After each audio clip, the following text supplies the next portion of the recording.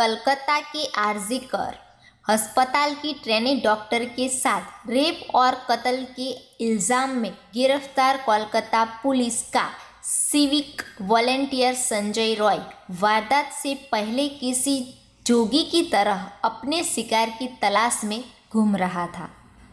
8 और 9 अगस्त के दरमियान रात को उसने आरज़ी अस्पताल में ट्रेनी डॉक्टर के साथ ज्यादती करने के बाद उसका कत्ल तो कर दिया, लेकिन कत्ल से पहले और कत्ल के बाद भी वो दूसरी लड़कियों के साथ बदतमीजी और छेड़छाड़ करता रहा।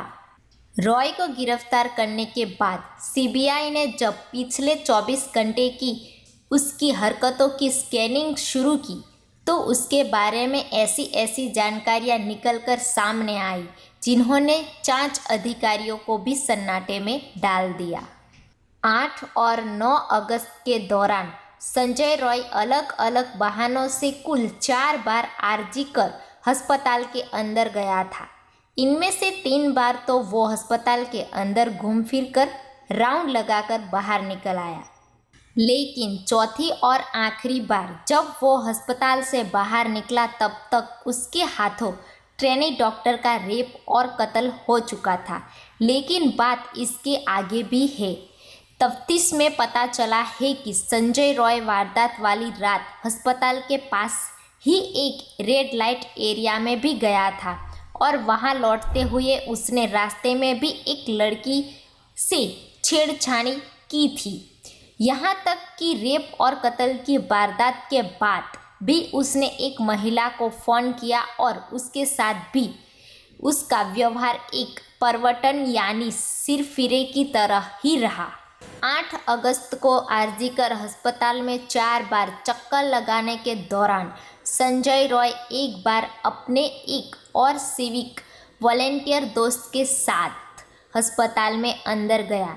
असल में उस वॉलंटियर दोस्त का एक रिश्तेदार अस्पताल में भर्ती था और रॉय उसी रिश्तेदार को देखने जाने के बहाने अस्पताल में घूमता रहा। वो सीधे अस्पताल से थोड़ी दूरी पर मौजूद चेतला इलाके की एक रेड लाइट एरिया में गया था। यानी वारदात के 24 घंटे के दौरान वो एक एक करके 2 रेड लाइट एरिया में गया था। पहले वो एक दोस्त के साथ सोनागाछी गया, फिर वो उसी दोस्त के साथ चेतला के जिस्म फरोजी के अड्डे में पहुंचा, लेकिन दोनों ही जगह उसका दोस्त अंदर गया और ये बाहर खड़ा रह गया।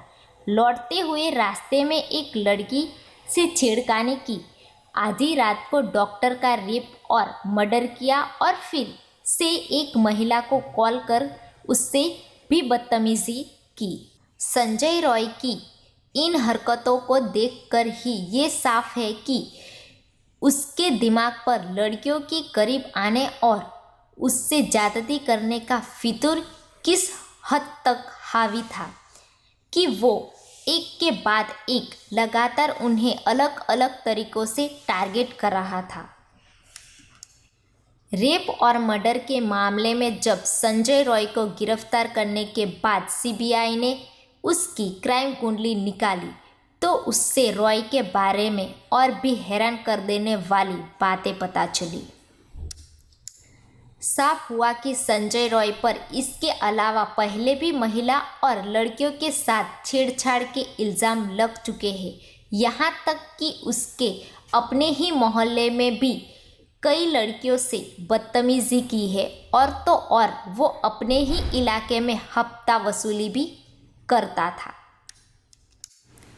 छानबीन में सीबीआई को पता चला है कि 9 अगस्त की सुबह मृत ट्रेनी डॉक्टर को नींद से जगाने के लिए उसका एक कलीग अस्पताल के सेमिनार हॉल में पहुंचा था, लेकिन उसे लगा कि शायद डॉक्टर सो रही है और वो वापस चला गया, जबकि तब तक उसका कत्ल हो चुका था और सेमिनार रूम में उसकी लाश पड़ी थी। सीबीआई ने उस डॉक्टर से भी पूछताछ की है, लेकिन डॉक्टर ने अपने जवाब में बताया है कि जब वो सेमिनार रूम में ट्रेनी डॉक्टर को बुलाने के लिए पहुंचा तो उसने देखा कि डॉक्टर अपने सिर पर एक हाथ रखकर नीचे एक मैट्रिक पर लेटी है, जिससे देखकर उसने अनुमान लगाया कि शायद डॉक्टर सो रही है।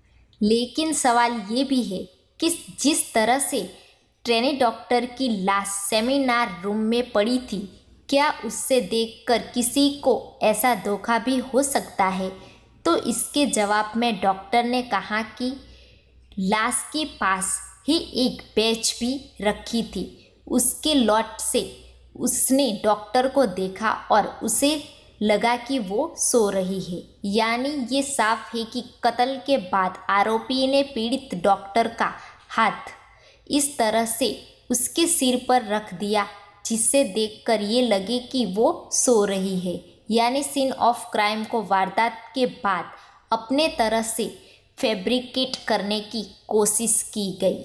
और इसलिए ये सवाल अहम हो जाता है कि क्या ट्रेनी डॉक्टर की हत्या कहीं और हुई और लाश को सेमिनार रूम में लाकर फेंक दिया गया। सीन ऑफ क्राइम की मुआवने बात कुछ और भी है। ऐसे सवाल हैं जिनके तरह तक सीबीआई जानने की कोशिश कर रही है। सेमिनार हॉल में डॉक्टर की लाश पोडियम पर पड़ी थी। नीचे एक मैट्रिस था और मैट्रिस के नीचे ही बिजली का तार भी पड़ा था, जबकि हॉल में ही सोने के लिए दूसरे बिस्तर भी है। ऐसे में सवाल है कि डॉक्टर ने रात को सोने के लिए पोडियम पर रखे उस मैट्रिक को क्यों चुना। शक और सवाल लाश की इस जगह को देखकर भी उठ रहे हैं, जिसमें कहा जा रहा है कि शायद वारदात के बाद लाश को यहाँ लाकर फेंक दिया गया। सुप्रीम कोर्ट ने घरवालों को लाश सौंपने में हुई देरी को लेकर भी सवाल पूछा।